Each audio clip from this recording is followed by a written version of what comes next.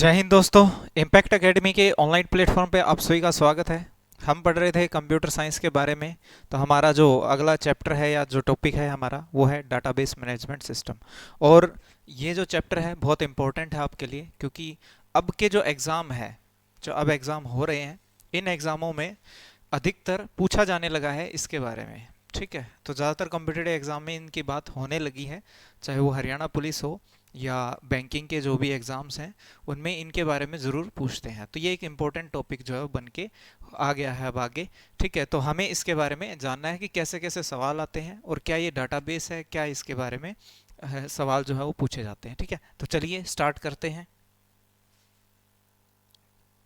देखिए, डाटाबेस की हमें ज़रूरत क्यों पड़ी, सबसे पहली बात तो ये है क्योंकि देखो, नॉर्मल जो हमारा कंप्यूटर है, नॉर्मल कंप्यूटर की बात करें तो उसमें हम फाइलें फोल्डर बना के हम रख सकते हैं। ठीक है, फाइलें फोल्डर्स बना के हम रख सकते हैं। अब ध्यान रखना, आप जो ये फोल्डर होते हैं ना जिनके अंदर हम फाइलें रखते हैं, इनको कंप्यूटर की लाइन में डायरेक्टरीज बोलते हैं।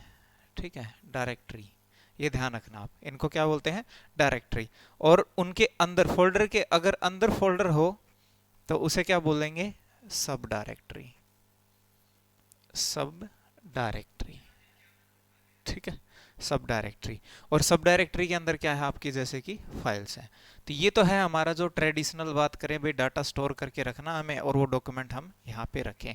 ठीक है, अब रही बात डाटाबेस मैनेजमेंट सिस्टम यानी कि डीबीएमएस की हमें जरूरत क्यों है, क्योंकि उसका कारण ये है कि अगर हम ऐसे डाटा को मैनेज करने लगेंगे जिस तरीके से हम ट्रेडिशनल की बात करें, भाई कुछ डाटा कहीं रख दिया, कुछ कहीं रख दिया, कुछ कहीं रख दिया, तो एक बार तो ठीक है, सहूलियत के हिसाब से हम रखते चले जाएंगे, लेकिन वो है ना बाद में बहुत दिक्कत करेगा। जैसे ये कुछ ऐसा है कि आपका मान लो रूम है और आप चीज़ें वहाँ पे रख रहे हो, कभी कुछ कहीं रख दिया, कभी कुछ कहीं रख दिया, और आप ऐसे ही रखते चले गए।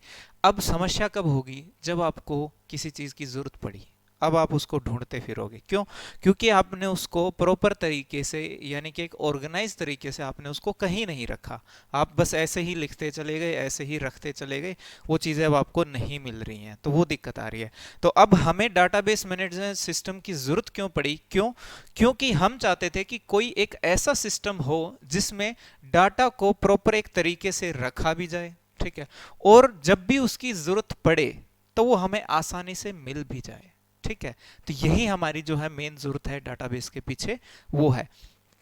तो इसी वजह से डाटाबेस का कॉन्सेप्ट आया है। अब अगर बात करें तो देखो, एक होता है डाटाबेस और एक होता है डीबीएमएस, डाटाबेस मैनेजमेंट सिस्टम।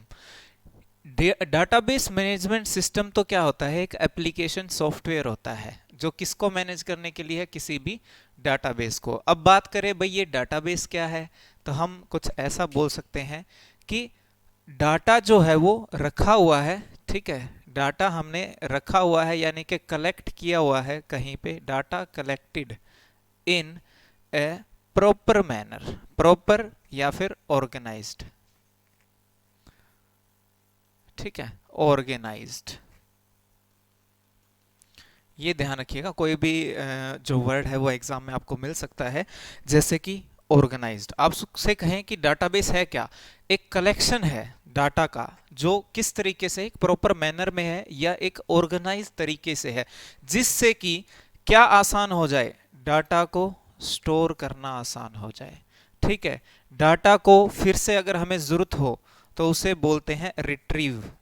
इसमें कंप्यूटर की लाइन में हम बोलते हैं डाटा को रिट्रीव करना, पुनः प्राप्त करना, दोबारा से हम उसको आसानी से ला सकें, जरूरत पड़े तो अपडेट करना आसान हो जाए। यानी कि कई बार क्या होता है कि भाई डाटा डाल तो दिया हमने, रख तो लिया, लेकिन हो सकता है उसमें कुछ मिस्टेक हो और अब हमें वो ठीक करनी हो, तो वो भी हम अपडेट भी हम कर सकते हैं, यानी कि स्टोर कर सकते हैं, रिट्रीव प्राप्त कर सकते हैं, अपडेट कर सकते हैं, डिलीट करना है तो डिलीट भी कर सकते हैं। और ये सब जो काम है ये बहुत आसानी से हम कर पाए, इसीलिए हम डाटा को ऑर्गेनाइज तरीके से रखते हैं। अब ये रखने में हमारी मदद कौन करता है, डीबीएमएस एक सॉफ्टवेयर होता है जो हमारी मदद करता है इस डाटा को ऑर्गेनाइज तरीके से रखने में। ठीक है, अब आगे देखते हैं नेक्स्ट। जो आपको समझना है कि हम ये भी बोल सकते हैं कि जो डाटाबेस है हमारा वो बहुत सारे रिकॉर्ड से मिलके बना होता है। ठीक है, डाटाबेस के कई टाइप हैं। हायरार्किकल डाटाबेस है, हायरार्किकल डाटाबेस है, नेटवर्क डाटाबेस है, ऑब्जेक्ट ओरिएंटेड डाटाबेस है, बहुत सारे डाटाबेस हैं, सेंट्रलाइज्ड डाटाबेस है, डिस्ट्रीब्यूटेड डाटाबेस है। लेकिन हम बात करेंगे किसकी?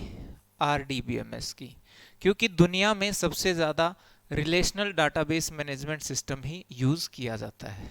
ये सबसे बेहतरीन एफिशिएंट है। ठीक है, रिलेशनल डाटाबेस मैनेजमेंट सिस्टम।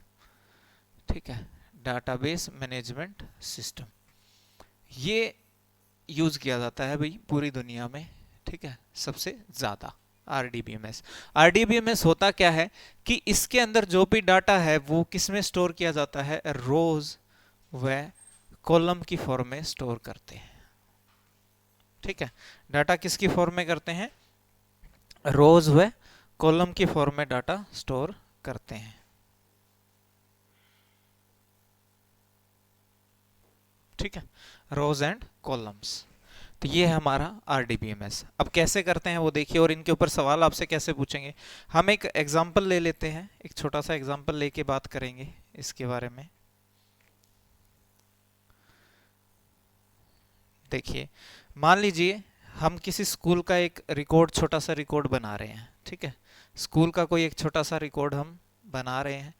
जैसे कि ये एक टेबल है हमारी जिसमें हमें रिकॉर्ड रखना है। ये है, यहाँ पे हो गया आपका सीरियल नंबर, जैसे कि 1 2 3।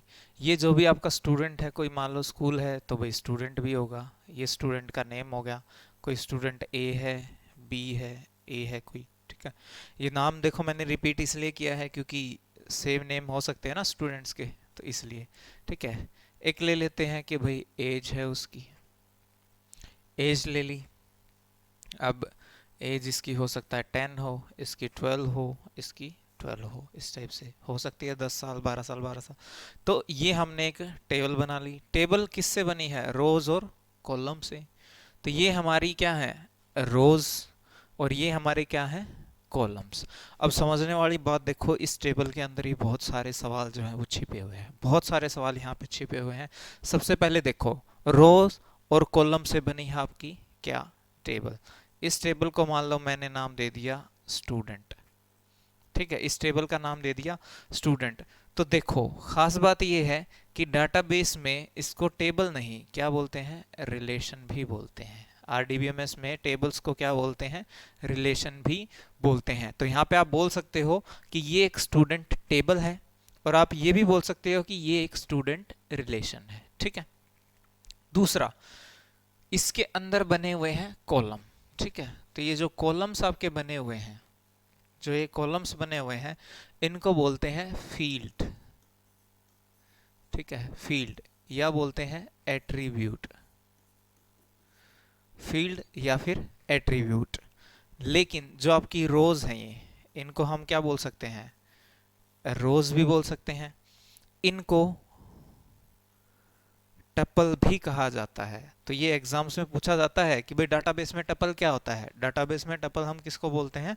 रो को ही बोलते हैं, या इसको हम एक क्या बोल सकते हैं? एक रिकॉर्ड। भाई किसी एक रो को हम क्या बोल सकते हैं? एक रिकॉर्ड भी बोल सकते हैं यहाँ पे। ठीक है, तो अब देखो डेफिनेशन की बात करें, अगर परिभाषा की बात करें तो क्या हुआ? ये एक रिकॉर्ड है, ये एक रिकॉर्ड है, ये एक रिकॉर्ड है। ये आपके रो हो गए, ये आपके कॉलम हो गए। ठीक है, ये आपकी टपल हो गई, ये आपके फील्ड हो गए। अब यहाँ पे देखो, अगर हम यहाँ से उठा लें इस रिकॉर्ड को, और यहाँ से उठा लें फील्ड को या एट्रीब्यूट को, तो हम ये बोल सकते हैं कि कोई भी एक रिकॉर्ड है हमारा, वो क्या चीज़ है? ठीक है, कोई भी रिकॉर्ड है वो क्या चीज़ है? रिकॉर्ड हो गया हमारा कलेक्शन ऑफ फील्ड्स। ठीक है, या एट्रीब्यूट्स। यानी कि फील्ड और एट्रीब्यूट, इनसे मिलके बना हमारा क्या? एक रिकॉर्ड। अब कई सारे रिकॉर्ड हो गए तो हमारा रिलेशन, या हम क्या बोल सकते हैं? टेबल। ठीक है, रिलेशन या टेबल क्या चीज है हमारी? ये हो गई हमारी कलेक्शन ऑफ रिकॉर्ड्स। ठीक है, देखो सबसे पहले हमने देखा क्या बे रिकॉर्ड क्या चीज है, कलेक्शन ऑफ फील्ड और एट्रीब्यूट्स है। फिर आ गया रिलेशन क्या है, यानी एक टेबल क्या है, वो है कलेक्शन ऑफ रिकॉर्ड, यानी कई सारे रिकॉर्ड से मिलके आपके बनी क्या है, टेबल बनी है। अब देखिए आगे, अब टेबल जरूरी थोड़ी है कि एक ही हो, कलेक्शन ऑफ टेबल भी तो हो सकती हैं। तो डीबी डाटाबेस हम किसको बोलेंगे, डाटा बेस। ठीक है, डाटाबेस बोलेंगे हम किसको, कलेक्शन ऑफ टेबल्स को, या कलेक्शन ऑफ रिलेशंस, यानी बहुत सारे रिलेशंस या फिर टेबल्स को मिलके क्या बनेगा हमारा डाटाबेस। ये बात चल रही है किसकी, RDBMS के बारे में है। क्योंकि जैसे जैसे डाटाबेस के टाइप बदलते हैं तो उनकी ये जो टर्म है जो हम यूज कर रहे हैं वो बदल जाती हैं, उनकी परिभाषाएं बदल जाती हैं, चीजें बदल जाती हैं। पर मैंने आपको बताया कि हमें किस पे फोकस करना है, RDBMS पे, रिलेशनल डाटाबेस मैनेजमेंट सिस्टम पे, दुनिया में सबसे ज्यादा उपयोग होने वाला डाटाबेस मैनेजमेंट सिस्टम, इसकी हम बात कर रहे हैं। ठीक है, अब देखिए नेक्स्ट आगे, तो ये कुछ सवाल हैं जो आप ध्यान रखिएगा इनके बारे में। अब आगे बात करते हैं, जब इस टेबल की बात आएगी तो यहाँ पे अगर ये फील्ड है तो फील्ड या एट्रीब्यूट, इनके पीछे है ना दो चीजें होती हैं, क्या, एक होता है डोमेन और एक होता है रेंज। ठीक है, एक होता है डोमेन और एक होता है रेंज। अब डोमेन क्या चीज होती है, डोमेन होता है सेट ऑफ पॉसिबल वैल्यूज। ठीक है, ये जरूर ध्यान रखिएगा, एग्जाम में आया तो लिखा होगा सेट ऑफ पॉसिबल वैल्यूज क्या होता है डाटाबेस में। सेट ऑफ पॉसिबल वैल्यूज क्या है, एक डोमेन बोलेंगे किस में, किसी भी एक फील्ड या एट्रीब्यूट में। यानी कि मान लो ये एक एज जो है वो फील्ड है या एक एट्रीब्यूट है, इसमें क्या क्या वैल्यू आ सकती हैं, क्या क्या वैल्यूज इसमें आ सकती हैं, उनका जो सेट होगा उसे बोलेंगे इसका डोमेन। ठीक है, लेकिन रेंज किसको बोलेंगे, कि भाई जो वो पॉसिबल वैल्यूज हैं ये, इनमें छोटी से छोटी संख्या क्या हो सकती है, या जो भी छोटी से छोटी वैल्यू है वो क्या हो सकती है, और मैक्सिमम से मैक्सिमम क्या हो सकती है, यानी अधिकतम क्या हो सकती है। तो कम से कम और अधिकतम क्या हो सकती है, वो होगी आपकी रेंज। ठीक है, तो ये ध्यान रखिएगा, set of possible value domain हो गया आपका, मिनिमम से मैक्सिमम, भाई मिनिमम कितनी हो सकती है, मैक्सिमम वो हो गई आपकी रेंज। और ये किसके ऊपर अप्लीकेबल है, ये बात हो रही है फील्ड और एट्रीब्यूट के बारे में। ठीक है, एक टर्म और आती है उसे बोलते हैं कार्डिनलिटी।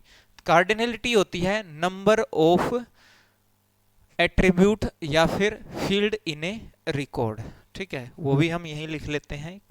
ठीक है, कार्डिनलिटी ये अगर आ जाए तो टोटल भाई आपके जो हैं वो कितने फील्ड हैं, नंबर ऑफ फील्ड्स और एट्रीब्यूट, फील्ड या attribute in a relation. Relation यानी कि टेबल, तो मैं रिलेशन जब भी बोलूं तो आप समझ जाना किसकी बात हो रही है, टेबल की।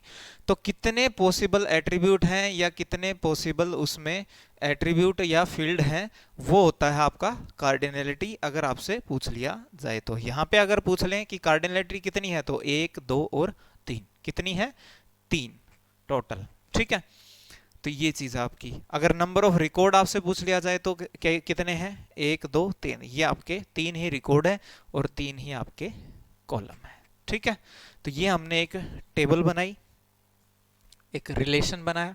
अब उसके बाद नेक्स्ट बात करते हैं, क्या डाटाबेस में एक ही टेबल है। देखो हमने जो डेफिनेशन पढ़ी है उसके हिसाब से तो क्या है कि बहुत सारी कलेक्शन ऑफ रिकॉर्ड है जो टेबल बनता है, और कलेक्शन ऑफ टेबल आपका क्या बनता है, डाटाबेस। यानी कि टेबल एक से ज्यादा है, एक से ज्यादा है, तो चलिए एक से ज्यादा का कोई एग्जांपल लेते हैं। मान लीजिए कि आप किसी एग्जाम की तैयारी कर रहे हो और हम आपका एक रिकॉर्ड मेंटेन करके रख रहे हैं। ठीक है, उसका एक एग्जांपल हम ले लेते हैं।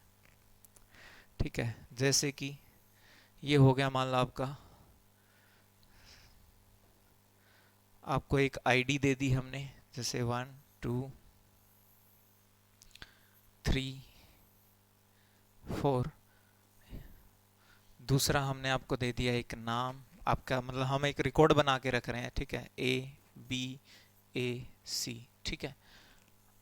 अब हम यहाँ पे आपका रख रहे हैं कि भाई आपने कुछ यहाँ पे आपकी एज ले लेते हैं, ठीक है। एज आपकी 21 22, इसकी है 21 और इसकी है 23, ठीक है। अब यहाँ पे एक फील्ड और ले लेते हैं जिसका नाम हो गया कोर्स। जैसे कि हो सकता है कि आप किसकी तैयारी कर रहे हो, HSSC की। हो सकता है ये जो स्टूडेंट है ये तैयारी कर रहा है किसकी, SSC की। ये हो सकता है स्टूडेंट तैयारी कर रहा है आर्मी की, और ये हो सकता है किसकी तैयारी कर रहा है, HSSC की। तो ये हमने एक रिकॉर्ड बना लिया, यानी कि एक मतलब कलेक्शन बना लिया रिकॉर्ड्स का, जिसे हम क्या बोलेंगे, एक रिलेशन। तो एक स्टूडेंट नाम का हमने एक रिलेशन बना लिया, ठीक है।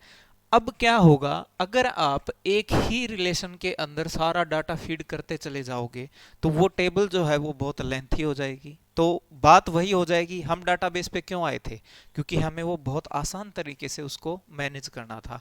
लेकिन जैसे जैसे कॉलम नंबर ऑफ एट्रीब्यूट्स यानी कि कार्डिनलिटी इसकी बढ़ती चली जाएगी, ये हमारे लिए उतना ही कॉम्प्लेक्स होता चला जाएगा। तो हम नहीं चाहते कि जो टेबल में जो कॉलम है वो बहुत ज़्यादा हो, बहुत ज़्यादा हम नहीं चाहते इनको।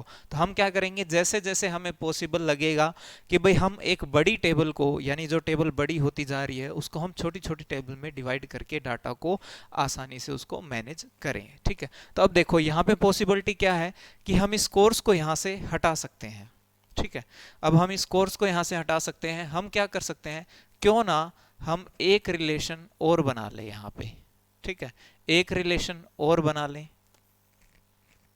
जहां पे हम क्या दे दें कि रिकॉर्ड क्या रखें, ये हो गया हमारा कोर्स आईडी और दूसरा रिकॉर्ड हो गया हमारा कोर्स नेम, ठीक है।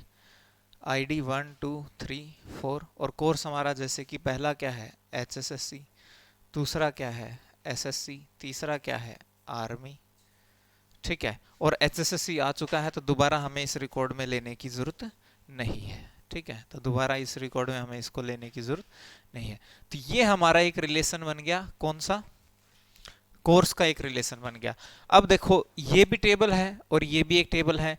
अब इन दोनों के बीच में हमें रिलेशन बनाना है, यानी इन दोनों को हमें जोड़ना है, ठीक है। जोड़ना क्यों है, क्योंकि इसी को तो हम ब्रेक करना चाहते हैं कि हम कैसे इन दोनों के बीच में इनको छोटी छोटी टेबल करके इनको आपस में जोड़ दें, ठीक है। तो देखिए अब हम क्या करेंगे, यहां से इसको हटा देंगे, यहां से इसको भी हटा देंगे, यानी जो इनके नाम थे उनको हम हटा देंगे यहां से, ठीक है। और हम क्या करेंगे, यहां पे लिखेंगे, देखो अब HSSC था इसका कोर्स तो यहाँ पे लिख देंगे 1, ठीक है। इसका SSC था यहाँ 2 लिख देंगे, इसका आर्मी था यहाँ 3 लिख देंगे, इसका क्या था HSSC 1 लिखेंगे। अब आप यहाँ पे देखो, यहाँ पे हमने कोर्स नाम की बजाय यहाँ पे क्या दे दिया, कोर्स आईडी। देखो कोर्स आईडी फील्ड यहाँ भी है, कोर्स आईडी फील्ड इस कॉलम में भी है, यानी एक फील्ड ऐसा है दोनों में जो दोनों में क्या है, एक जैसा है। यानी एक फील्ड ऐसा है जो दोनों में एक जैसा है। अब ये दोनों जो टेबल है वो आपस में कनेक्ट हो गई हैं, क्यों, क्योंकि देखो अब अगर मुझे ये पता करना है कि भाई किसी की आईडी 4 है तो उसका कोर्स क्या है, तो देखो 4 आईडी का कोर्स क्या है, उसकी कोर्स आईडी यहां से मिल गई 1, और 1 नंबर पे कोर्स कौन सा है, HSSC। यानी अब मुझे यहां से ये पता लग जाएगा, मैं यहां तक पहुंच जाऊंगा, इस रिकॉर्ड तक पहुंच जाऊंगा, ठीक है।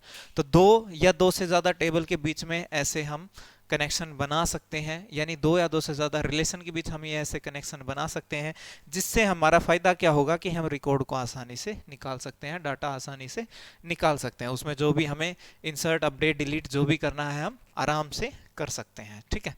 अब जब हम ये रिलेशंस वगैरह की बात करते हैं तो उस केस में हम बात करते हैं की, ठीक है। किस चीज की एग्जाम में बहुत पूछा जाता है, डाटाबेस में की क्या होता है, तो डाटाबेस में की बोलते हैं कॉलम्स को, फील्ड्स को, ठीक है।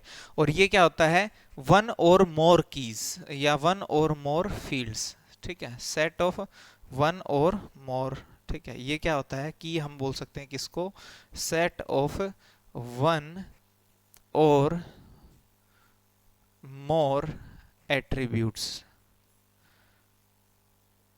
ठीक है, या fields. which uniquely identify a record, which uniquely identify a record, identifies a record। ठीक है, मतलब ऐसा फील्ड या एक या एक से ज्यादा फील्ड जिन्हें हम मिलाकर पूरा का पूरा एक रिकॉर्ड है जो वो पूरा का पूरा निकाल सकें। ठीक है, वो होता है की। अब यहाँ पे देखो, अगर आप बात करोगे नाम का, तो नाम क्या एक की हो सकता है? नहीं हो सकता। कारण क्या है? नाम सेम हो सकते हैं। अब ए नाम से देखो दो रिकॉर्ड हैं, पर हमने क्या किया, क्या कह रहे हैं हम यहाँ पे परिभाषा में कि यूनिक हो। ठीक है, यानी कि जब हम वो क्वेरी लगाएं या जब हम वो डिटेल निकालना चाहें तो वो एक पर्टिकुलर ही निकल के आए। अगर एक से ज्यादा निकल के आ रही है तो वो यूनिक नहीं हुआ। ठीक है, तो उसी के लिए तो हम की का यूज कर रहे हैं। की किस लिए यूज कर रहे हैं? यूनिक निकाल पाए, तो सेट ऑफ कॉलम्स। ठीक है, अब देखो की होती क्या क्या है और उनकी पहचान कैसे करेंगे और उनकी कंडीशन क्या है वो हम देख लेते हैं। यहाँ पे देखिए, जो हमारी की है वो है नंबर एक, सबसे पहले सबसे ज्यादा उपयोग होने वाली प्राइमरी की। ठीक है, सबसे ज्यादा उपयोग होने वाली प्राइमरी की। दूसरे नंबर पे आती है फॉरेन की। ये दोनों है ना सबसे ज्यादा यूज होती हैं। ठीक है, फिर एक आती है आपकी अल्टरनेट की।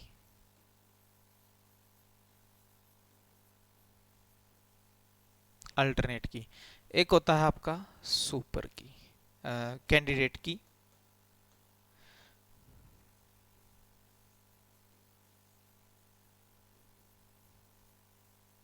ठीक है, और उसके बाद एक और की होती है आपकी कैसी? सुपर की। ठीक है, सुपर की, ये आपकी की है जो आपको ध्यान रखनी है, एग्जाम में आपकी पूछी जाती है। और इन दो का आपको विशेष ध्यान रखना है क्योंकि ये सबसे ज्यादा पूछी जाती है। अब इन टेबल के अंदर इनकी हम पहचान कैसे करेंगे? देखो, अब इन टेबल के अंदर हम इनकी पहचान कैसे करेंगे इनकी की, वो देखो। देखिए, सबसे पहले बात करें प्राइमरी की, इसकी कंडीशन क्या होती है? दो कंडीशन होती है। एक तो ये नॉट नल, ये नल मतलब होता है खाली, एम्प्टी। ठीक है, तो ये कभी भी एम्प्टी नहीं हो सकती, खाली नहीं हो सकती। ठीक है, दूसरा ये हमेशा कैसी होती है? यूनिक होती है। कैसी होती है? यूनिक होती है। अब इन दोनों टेबल में देखते हैं कि ऐसा कौन सा फील्ड है जो कभी भी खाली नहीं रहेगा और दूसरा उसमें कुछ कभी भी रिपीटेशन नहीं होता। तो अगर नेम की बात करें तो रिपीटेशन है। ठीक है, और खाली भी रह सकता है, रिपीटेशन भी है। यहाँ पे देखो, ये कोर्स आईडी की बात करें, रिपीटेशन है नहीं, एज में भी रिपीटेशन हो सकता है। तो यहाँ पे ये आईडी जो है ना, ये क्या है? आपकी प्राइमरी की है। क्यों? क्योंकि ये हमेशा क्या रहेगी? यूनिक। ये 1 2 3 4 5 6 7 ऐसे चलती रहेगी, कभी भी रिपीट नहीं होगी। दूसरा, जब भी कोई रिकॉर्ड आएगा, हो सकता है किसी की मौके पर एज उपलब्ध हो ना हो, या कोर्स आईडी अभी उसको कुछ मिली हो ना मिली हो, लेकिन उसको आईडी जरूर मिलेगी। यानी जैसे ही इस रिलेशन में कोई रिकॉर्ड आएगा तो उसको एक आईडी जरूर असाइन हो जाएगी और जो कि रिपीट भी नहीं होगी। तो इस रिलेशन के लिए जो ये आईडी है वो किसका काम कर रही है? वो किसका काम कर रही है? की का काम कर रही है, प्राइमरी की का काम कर रही है। ठीक है, तो एग्जाम में आपसे ऐसे पूछा जाएगा कि इनमें से ऐसी कौन सी की है जो ये कहती है कि वो कभी भी नल नहीं हो सकती, या कभी भी वो हमेशा क्या होती है? यूनिक होती है, तो प्राइमरी की। ठीक है, फिर बात आती है फॉरेन की। फॉरेन की यूज करते हैं रिलेशनशिप के लिए, दो रिलेशन के बीच में रिलेशनशिप मैनेज करने के लिए किसका यूज करते हैं? फॉरेन की का। ऐसा एग्जाम में सीधा सीधा पूछ लिया जाता है। ठीक है, अब वो रिलेशनशिप कैसे हो रही है देखो। अब पहचान करते हैं यहाँ पे फॉरेन की भी, यहाँ पे पहचान करते हैं फॉरेन की भी। देखो, जो ये कोर्स आईडी है ये क्या है? आपकी एक फॉरेन की है। ठीक है, ये क्या है? आपकी एक फॉरेन की है, लेकिन इस रिलेशन के लिए ये क्या है? एक प्राइमरी की है। ये क्या है? एक प्राइमरी की है।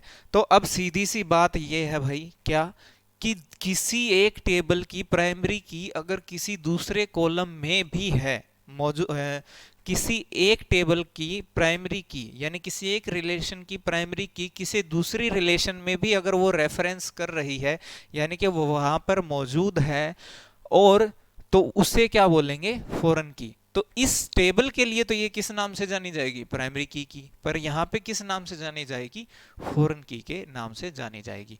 तो इन दो टेबल के बीच में कनेक्शन किसने बनाया, रिलेशनशिप किसने बनाया, इस कोर्स आईडी ने। तो यहाँ पे ये फॉरेन की है और यहाँ पे क्या है, ये प्राइमरी की है। ठीक है, उसके बाद देखिए फिर आता है अल्टरनेट की। तो अल्टरनेट की में आप सीधा बस यही याद रखिएगा कि प्राइमरी की के अलावा अगर कोई और की ऐसी हो जो यूनिकली इस रिकॉर्ड को आइडेंटिफाई कर दे, तो उसे हम क्या बोल सकते हैं, एक अल्टरनेट की हम उसको लेके चल सकते हैं। जैसे कि अगर हम यहाँ पे एक रोल नंबर और ले लें, ठीक है, रोल नंबर और ले लें, और रोल नंबर 1 1 है, जैसे 1 2 है, 1 3 है, 1 4 है, और हम कोशिश करें कि भाई रोल नंबर जो है वो सबको यूनिक दिए जाए, तो ये भी एक किसकी तरह काम कर सकता है, एक अल्टरनेट की तरह काम कर सकता है। ठीक है, तो वो चीज़ है। लेकिन प्राइमरी की वाली कंडीशन इस पे नहीं है, बस इतना है कि भाई यूनिकली वो निकाल दे रिकॉर्ड आपका। उसके बाद देखिए कैंडिडेट की और सुपर की क्या होता है।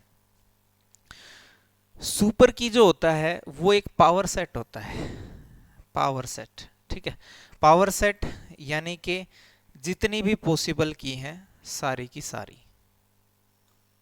चाहे वो प्राइमरी की हो, फॉरेन की हो, या इसके अलावा अल्टरनेट की हो, जितनी भी पॉसिबल की है उन सब का सेट क्या होता है, सुपर की। यानी इस टेबल में जितनी भी की मौजूद है वो सारी क्या है, सुपर की है। अब आईडी जैसे कि अब यहाँ पे देखो, अगर उदाहरण के तौर पे हम समझे, आईडी एक की है, ठीक है, आईडी और नेम दोनों भी एक की हो सकते हैं मिलके। ये समझने वाली बात है यहाँ पे कि ये दोनों मिलके भी क्या बना रहे हैं, एक की। क्यों, की परिभाषा ही क्या है, देखो, सेट ऑफ वन और मोर एट्रीब्यूट्स, यानी एक या एक से ज्यादा एट्रीब्यूट का जो सेट है उसे हम की बोलते हैं। तो यहाँ पे देखो बहुत सारे सेट पॉसिबल हैं। ऐसे तो आईडी एक अकेला पॉसिबल है, नेम एक, देखो चार तो यही हो गए, 1 2 3 4 5 तो यही हो गए।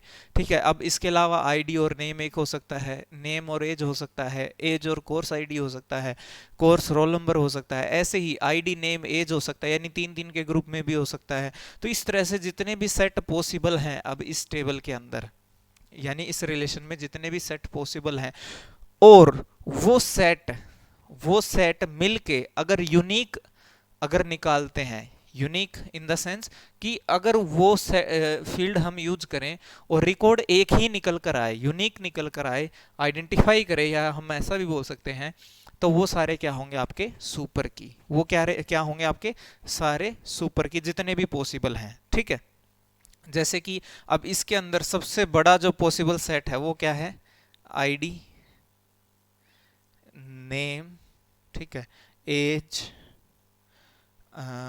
कोर्स आईडी और रोल नंबर। ये सबसे बड़ा जो है आपका सेट हो गया पॉसिबल, यानी सबसे बड़ी की है ये।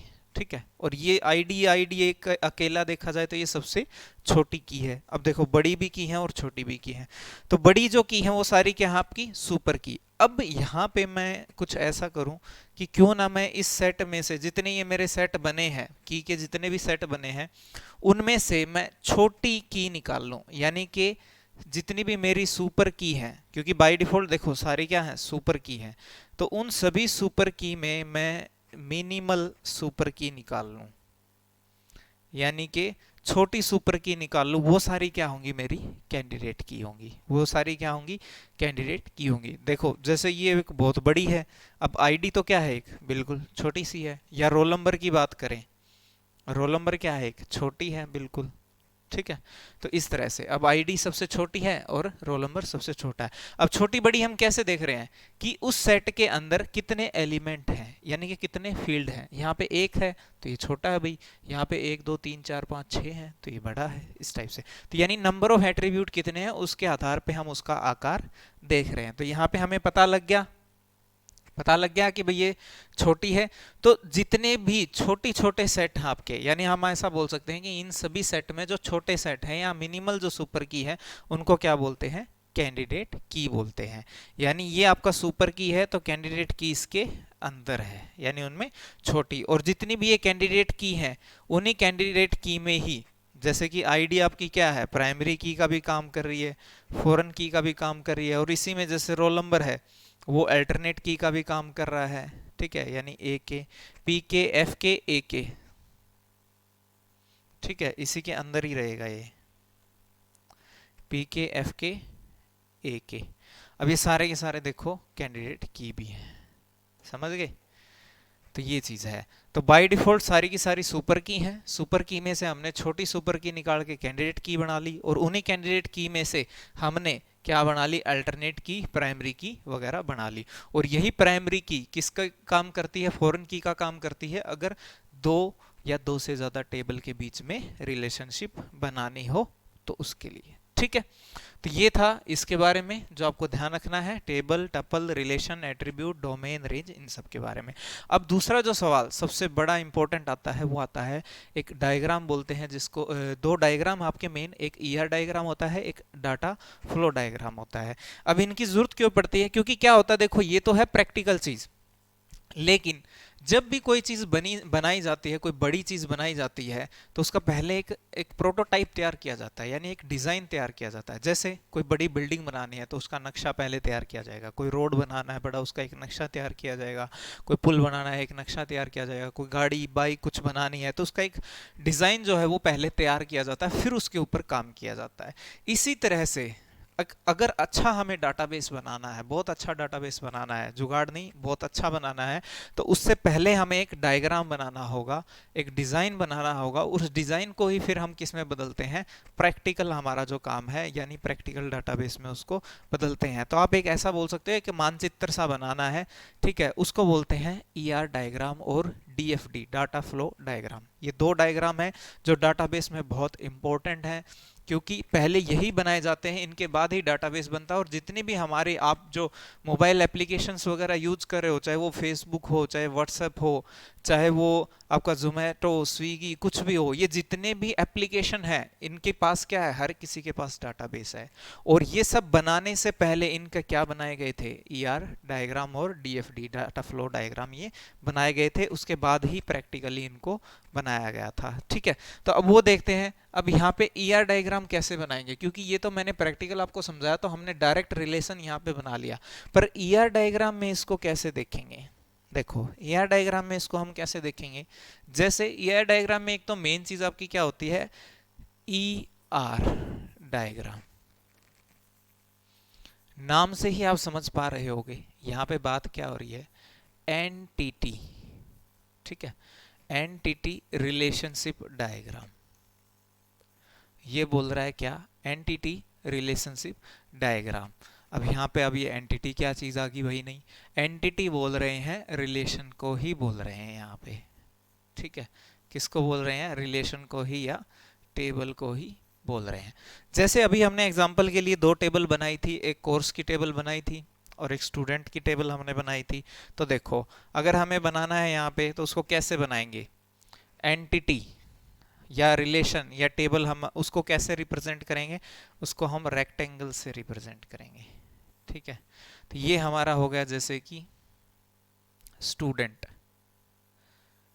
हमने एक, हम ये क्या बताएगा, एक रेक्टेंगल क्या बताएगा भाई, एक रिलेशन बनेगा हमारा स्टूडेंट के नाम से, और उसके अंदर फील्ड क्या क्या होंगे, जैसे कि एक आईडी होगा, ठीक है, दूसरा स्टूडेंट का नेम होगा, तीसरा स्टूडेंट की एज होगी। तो ये सर्कल जो है ये इक्लिप्स, या सर्कल तो नहीं होते प्योर, ये इक्लिप्स आप इसको बोल सकते हो। ठीक है, ये किसको रिप्रेजेंट करते हैं, आपके फील्ड को। अब ध्यान देना इस चीज को, एग्जाम में सीधा सीधा पूछ लेते हैं कि ईआर डायग्राम में इक्लिप्स जो है वो किसको रिप्रेजेंट करते हैं, फील्ड्स या फिर एट्रीब्यूट्स को। ठीक है, और जो ये रेक्टेंगल में है ये किसको रिप्रेजेंट करता है, टेबल या रिलेशन को, टेबल या रिलेशन को। अब देखो एक तो हमने स्टूडेंट बनाई थी, ठीक है, फिर इसके अंदर एक फील्ड और भी था ना, कोर्स आईडी। ठीक है, कोर्स आईडी भाई, ठीक है, एक ये भी था। ऐसे ही अब हमने एक टेबल और बनाई थी, कौन सी थी, जिसका नाम था कोर्स। अब कोर्स टेबल की खास बात ये थी कि दो थे इसमें फील्ड, एक था कोर्स आईडी और एक था दूसरा कोर्स नेम। ठीक है, ये दो फील्ड थे। अब इस कोर्स आईडी से इस कोर्स आईडी को जोड़ के हमने इन दो टेबल के बीच में क्या बनाया था, एक रिलेशन बनाया था, एक कनेक्शन बनाया था। यानी हमने तैयार क्या की, यहाँ इनके बीच में एक रिलेशनशिप। ठीक है, यानी इनके बीच में हमने क्या तैयार की, एक रिलेशनशिप। तो ये जो चित्र है या सिंबल आप इसको बोल सकते हो, ये किसको प्रेजेंट करता है, रिलेशनशिप को।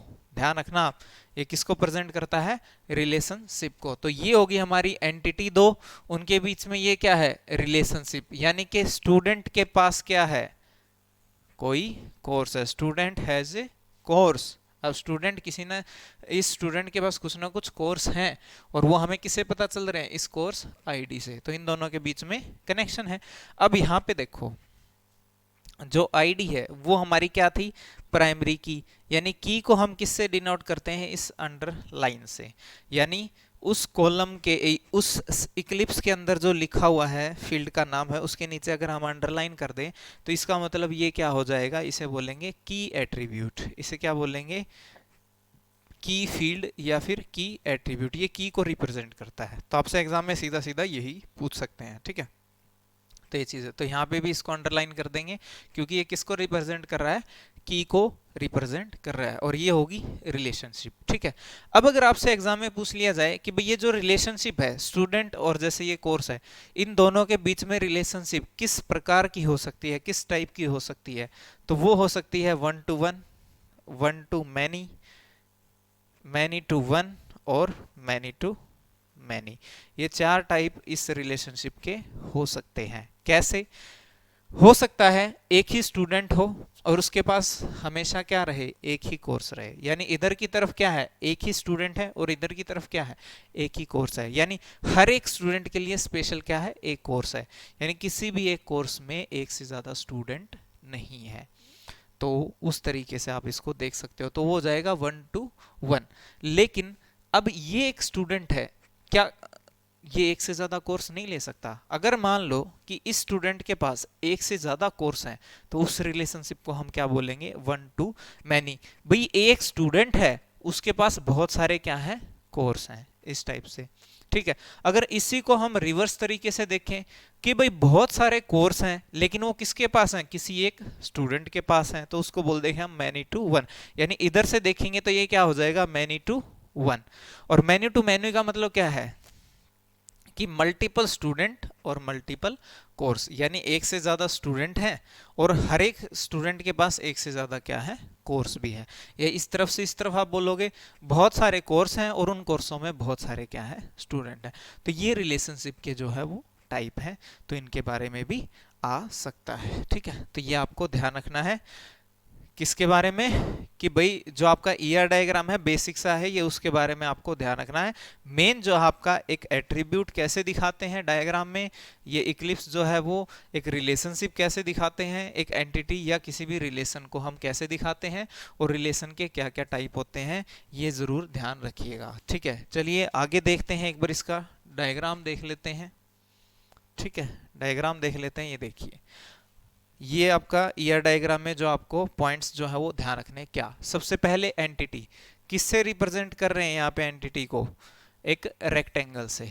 ठीक है, ये किसके लिए है, रिलेशनशिप के लिए। मैंने आपको रिलेशनशिप बना के दिखाई, देखो ये किसके लिए है, एट्रीब्यूट, यानी कि किसी फील्ड को रिप्रेजेंट करने के लिए, किसी फील्ड को रिप्रेजेंट करने के लिए। ठीक है, आगे देखो, अगर जो ये सर्कल हमारा कोई एंटिटी बना रहा है तो इसके ऊपर अगर हम डबल सर्कल कर दें, ये रेक्टेंगल है, रेक्टेंगल के अंदर अगर रेक्टेंगल के अंदर रेक्टेंगल कर दें तो वो क्या बन जाएगा, वीक एंटिटी, कमजोर एंटिटी। ठीक है, यानी कि वो रिलेशनशिप कैसी है, वो रिलेशन कैसा है, वो कमजोर है, इतना मजबूत नहीं है। ठीक है, ऐसे ही अगर आपकी जो रिलेशनशिप है उसको हम ऐसे शो कर रहे हैं, इसी को अगर हम डबल कर दें ऐसे, इसका मतलब क्या है, रिलेशनशिप कैसी है, वीक है, कमजोर है, कमजोर रिलेशनशिप। ठीक है, मजबूत रिलेशनशिप नहीं है। उसके बाद देखो, ये क्या था आपका इक्लिप्स जो था, ये क्या था, एक एट्रीब्यूट यानी कि फील्ड का नाम। अगर इसको डबल कर दें तो इसका मतलब वीक नहीं है, ये चीज ध्यान रखिएगा। ये कैसा है, मल्टी वैल्यूड। मल्टी वैल्यूड का मतलब ये होता है कि जैसे अगर मैं कहूं कि ये मान लो आपका नेम है, ठीक है, ये आपका नेम है और ये इसके बाहर से मैंने सिंगल ही लगाया हुआ है, इसका मतलब सिर्फ एक नाम है इसके अंदर। ठीक है, और अगर मैं ये डबल कर दूं, इसका मीनिंग क्या है कि इस नाम के भी आगे टुकड़े होंगे। कैसे? जैसे कि फर्स्ट नेम, फर्स्ट नेम, दूसरा हो सकता है मिडल नेम, ठीक है, तीसरा हो सकता है आपका लास्ट नेम।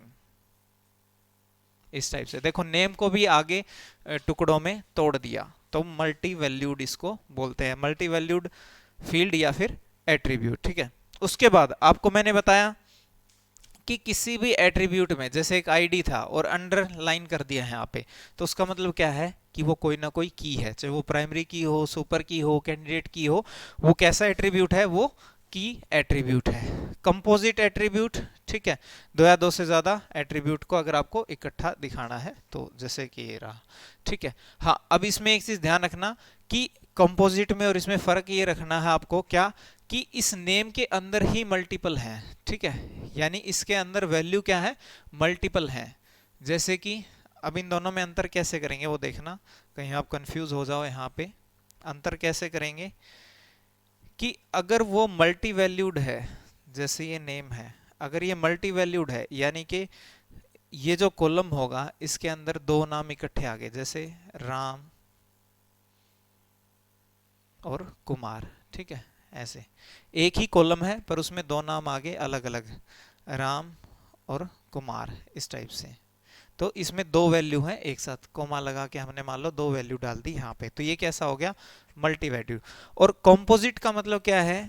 अगर कॉम्पोजिट की बात करें इस टाइप से, तो उसका मीनिंग ये है कि इसको मैंने दो कॉलम में बांट दिया, एक ही कॉलम को दो कॉलम में बांट दिया, जिसमें पहला क्या हो गया? फर्स्ट नेम, और दूसरा क्या हो गया? Last name. यानी राम यहाँ आएगा और कुमार यहाँ पे आ जाएगा, यानी राम यहाँ, कुमार यहाँ, अलग अलग कॉलम में आ गए। ठीक है, तो ये है कॉम्पोजिट एट्रीब्यूट। ठीक है, तो ये ध्यान रखना भाई, मल्टी वैल्यूड और कॉम्पोजिट में फर्क। मल्टी वैल्यूड का मतलब ये है कि एक कॉलम में, यानी कि एक एट्रीब्यूट के अंदर कई सारी वैल्यू आ सके। जैसे कि नेम अगर मल्टी वैल्यूड है तो उसमें आप फर्स्ट नेम मिडिल नेम इकट्ठे ही डाल दो, कई सारी चीजें वैल्यू।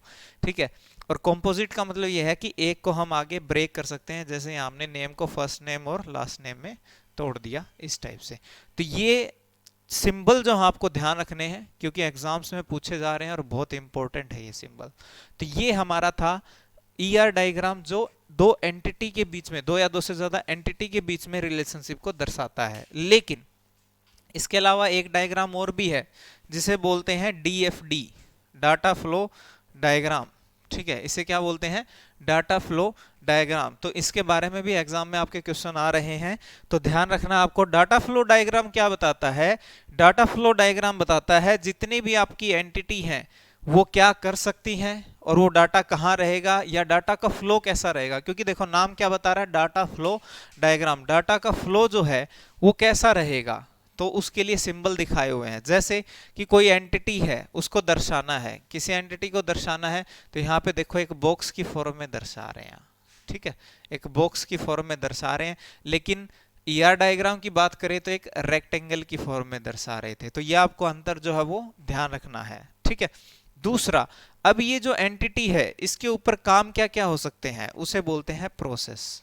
ठीक है, उसे क्या बोलते हैं? प्रोसेस। और प्रोसेस को दर्शाया जाता है कुछ ऐसे। ठीक है, कुछ ऐसे।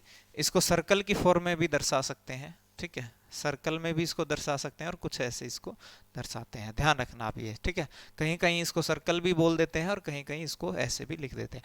अब ये क्या क्या किया जा सकता है इसके ऊपर, यानी क्या काम हो सकता है? एंटिटी क्या है हमारी? जैसे कि स्टूडेंट है, कोई रिलेशन है स्टूडेंट, अब उसके अंदर क्या क्या हो सकता है? स्टूडेंट को बनाया जा सकता है, उसको डिलीट किया जा सकता है, यानी उसके ऊपर प्रोसेस, काम क्या हो रहा है वो दर्शा रहे हैं यहाँ पे। ठीक है, फिर तीसरा क्या है? Data store. डाटा स्टोर को देखो ऐसे दिखा रहे हैं। ठीक है, ये सिंबल किस चीज का है? डाटा स्टोर का है, इस टाइप से। यानी ये जो डाटा है ये स्टोर कहाँ पे होगा? यहाँ पे जाके, यानी जो हमारा डाटाबेस है।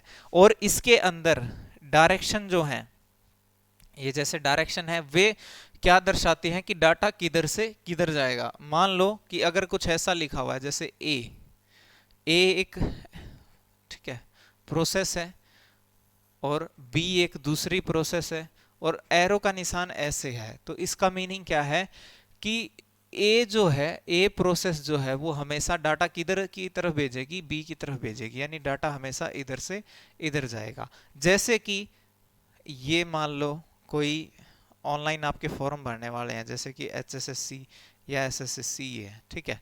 अब आप डाटा इनको दे रहे हो, तो आप मान लो यहाँ पे हो जैसे, ठीक है, आप एक काम कर रहे हो, वो एक प्रोसेस हो गई, ये आप हो खुद यूजर है, ठीक है। तो यूजर डाटा किसको भेज रहा है, एसएससी को, ठीक है। तो डाटा इधर से किधर जा रहा है, इधर की तरफ जा रहा है। लेकिन जब एडमिट कार्ड आ गए तो डाटा किधर जा रहा है, इधर से इधर आ रहा है, ठीक है। यानी आपके इससे इधर की तरफ आ रहा है, यूजर की तरफ आ रहा है, ठीक है। तो ये ध्यान रखना है, इनको बोलते हैं एरो, क्या दर्शाते हैं कि डाटा किस दिशा में जाएगा। तो एग्जाम में सीधा सीधा यही पूछा जाएगा कि डाटा फ्लो डायग्राम में एरो क्या दर्शाते हैं कि डाटा किस दिशा में जाएगा, सर्कल क्या दर्शाता है कि वो एक प्रोसेस है, यानी कुछ काम होना है किसी एंटिटी के ऊपर, और एंटिटी कैसे दर्शाएंगे, एक बॉक्स की फॉर्म में यहाँ पे। और ईआर डायग्राम में है वो बिल्कुल अलग कॉन्सेप्ट है, वहाँ पे दो एंटिटीज यानी कि दो या दो से ज़्यादा रिलेशनशिप्स हैं, टेबल्स हैं, उनके बीच में रिलेशनशिप्स हैं, तो ठीक है। तो डाटाबेस में हमने पढ़ा कि आरडीबीएमएस हमारे लिए बहुत इंपॉर्टेंट है। डाटाबेस यानी कि हम एक बहुत सारे डाटा को एक ऑर्गेनाइज्ड, एक वेल ऑर्गेनाइज्ड या मैनर से, एक ऐसे मैनर से रख रहे हैं कि ताकि उस डाटा को स्टोर करना और उसको वापसी लेना प्राप्त करना बहुत इजी हो जाए, उसमें कुछ चेंज करना है तो इजी हो जाए, इसलिए हम डाटाबेस यूज़ करते हैं। दुनिया में सबसे ज़्यादा हम यूज़ करते हैं, जो सबसे ज़्यादा बेस्ट है, सबसे ज़्यादा यूज़ होने वाला आरडीबीएमएस है। और आरडीबीएमएस की खास बात यह है कि इसमें जो भी डाटा स्टोर किया जाता है वो रो और कॉलम की फॉर्म में किया जाता है। रोज को टपल बोल देते हैं, या एक रिकॉर्ड भी बोल देते हैं।